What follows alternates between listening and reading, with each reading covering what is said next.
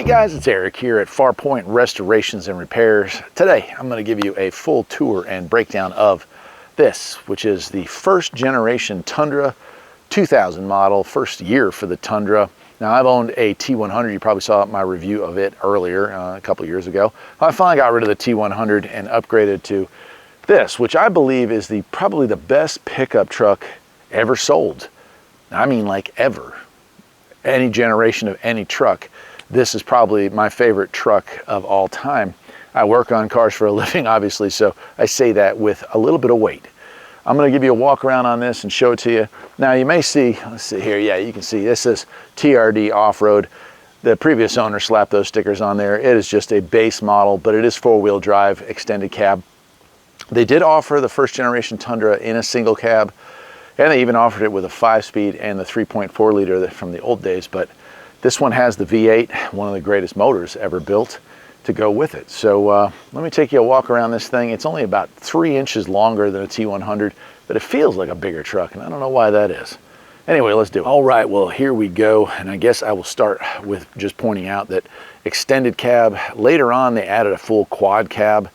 I don't like four-door trucks. I think they're so aesthetically unpleasing. And, you know, if you want a truck, you need a truck. If you want a four-door, you should buy a car. Anyway, got this in here, and this is the upgrade. The first upgrade from the T100 is this door does swing, kind of like they call it a, well, I shouldn't say it probably, but I'm gonna say it anyway. Suicide door is what they call it in cars. It opens up outward, kind of peels back. That being said, they have a cool design. No, you have to open the driver's door first, or the front door first, in order to peel that open, and I'll show you how that works. These little step rails, they're aftermarket. The wheels are aftermarket. I like the stock rims a whole lot better, but I'm not going to replace those. I did put some BF Goodwrench all-terrains on there. We need them for the snow in the wintertime here. And yeah, so I'm pretty happy with that so far. Let's go ahead and I'll walk around the front here and show you. It's just a non-pretentious truck. It's a, you know, I bet you now they'd almost consider this thing to be a mid-size, but in its era, it was considered a full-size truck. And I consider it to be a full-size truck. I mean, I've done some incredible stuff with this thing. One addition that I made was putting on this bumper guard. My wife loves to get really friendly with the wildlife around here. And she has hit 4 critters with 4 different cars in the 25 years that I've been with her. I have hit 0. So I'm allowed to make fun of her on that. Really cool. I've got some LED fog lights for it, and also recently upgraded these lights, if you watch my other video on it, to LEDs. So this thing's really nice in the wintertime. And even though I'm filming this in the first day of August, man, winter's coming. I can't stand winter, but here it is. Anyway, it's got a good look to it. The front of this, I think, is a better looking front end than the T100. And that's one of the few styling cues I think is actually an improvement. I think the rest of the truck is a little bit of a downgrade from the T100 aesthetically, but it's still a good looking truck in its own right. This particular model, I got really lucky when I bought this. This came from California.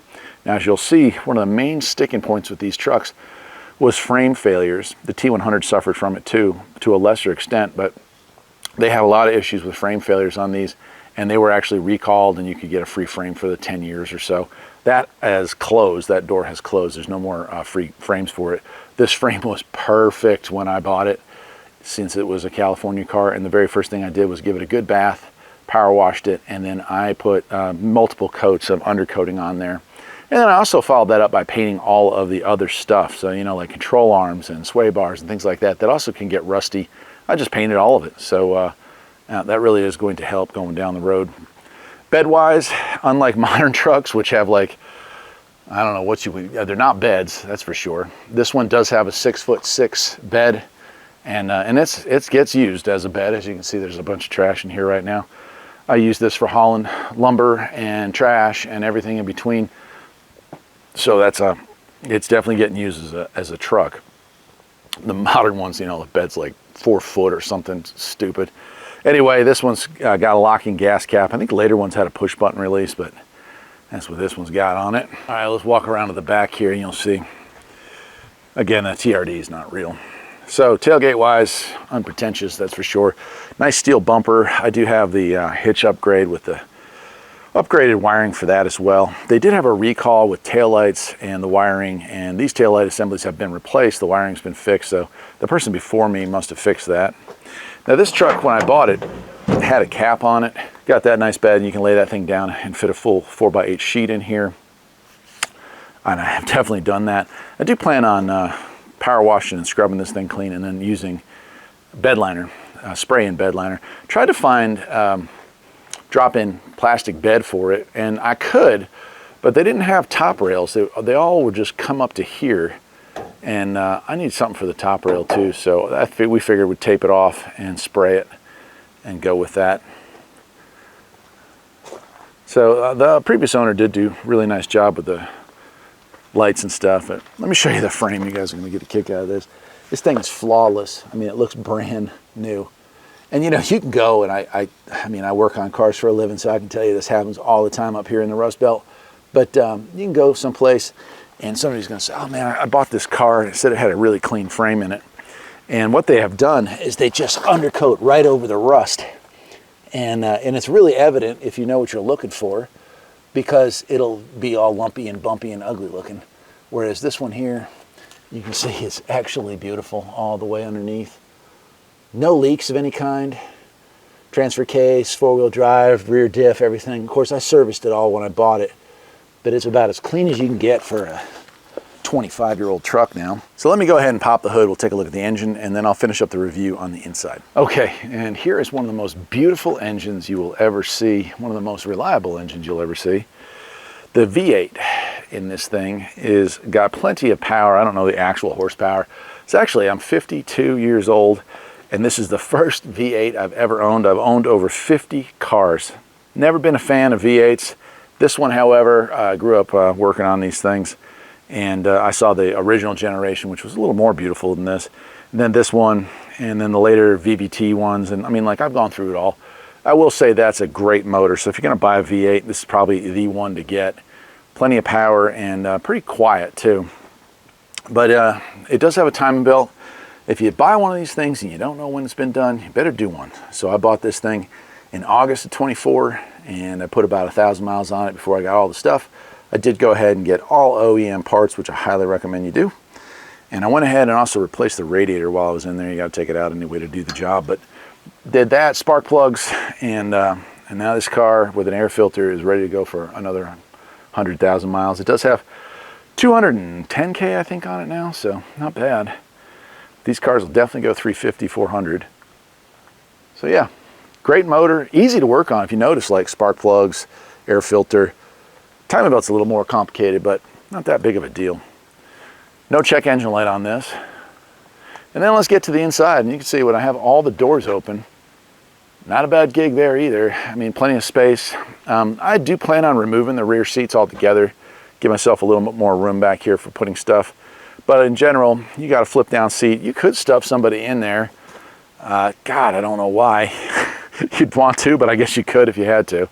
This I do prefer over the higher trim levels. I don't know why we got away from using cloth seats and went to leather. I find leather on a lot of cars just come with the standard now. I don't like it. So I love cloth seats, so I am happy that's not a TRD. It's just a base model. It does have like the split bench, so you can fit 3 up front. This flips up. And it also is a cup holder. One thing I loved about the T100, bench seats up front, so you could fit 3 across, and we did that a few times with friends.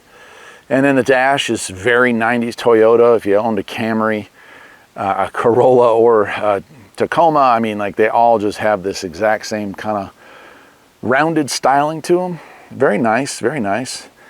Four-wheel drive has changed from the T100. Instead of being a massive lever down there at the bottom, you just have a push button to activate two-wheel drive, four-wheel drive high, and four-wheel drive low.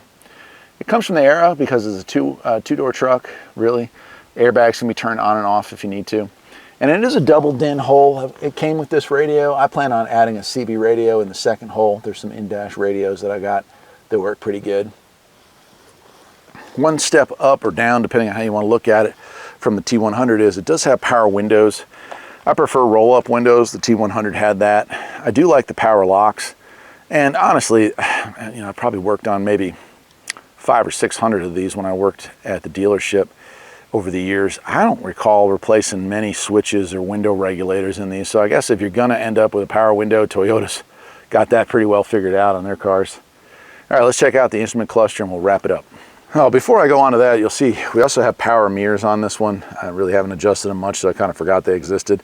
The only addition I have is there's their factory fog lights. Those are the fog lights I added to it, and they light up to remind you that it's on, because I do have them rigged so they'll stay on with the car off. Other thing worth noting is if you do try to stuff somebody in the back of this, it does have pop-outs. It doesn't have roll-down windows, just has pop-outs. And it does have a slider, although you really got to reach back to grab it, so oftentimes I forget it's there. Okay, so here's the instrument cluster on this thing. And it's pretty basic, but it has everything: oil pressure, temperature, voltage, and fuel, as well as a tach, an odometer, and a speedometer. It does have driver's side airbag and passenger side airbag. Does not have side impact airbags, anything like that. This comes before that era came in there. And I do have an electric, I have a tow package, so it has the electric park and brake down there. That doesn't come from the factory. So would I recommend you buy one? Oh yeah, I mean, good Lord. You can find a lot of cars out there, and a lot worse than these. They hold their value, like a lot. They really hold their value. But there's a reason for that. Their performance and their reliability is legendary. Oh, that's one other thing they did right from the T100. The T100 didn't come with a transcooler from the factory. This one, they added that to it from the factory, which was a nice add-on. So yeah, you're gonna pay a premium for this thing. There's no doubt about that. But you're getting a premium car. At $200,000, this thing is just getting broken in. At $350,000, I'll start to maybe think about, oh no, what if the transmission fails? And at 450,000 miles, I might start thinking about, wow, I wonder if it's time to put this old girl to bed. The biggest downside of these is rusty frames, so be sure if you decide you want to try to find one that you check that frame really good, really good. If it's been painted like this one has, be suspect, but if it's nice and smooth, you're okay. If it's lumpy and bumpy, you're not okay. I'd walk away from that. Biggest downside to this truck, fuel mileage is absolutely terrible. 14 miles to the gallon, maybe 15.5 on the highway. Absolutely terrible. The T100 with the 3.4 liter V6 had one less speed in the gearbox, but still managed to perform 17 to 19 if you babied it. This thing, no matter how much you feather the gas, it's 14, maybe 15 if you're lucky. I guess that'll do it for today. I'd love to hear your thoughts on the T100 and on the Tundra. I think the second, third, and fourth generation, or I think they're up to the fifth generation Tundras, are just far too big a vehicle for the average construction worker or business worker like myself. But hey, to each his own. Till next time, my friends, take care.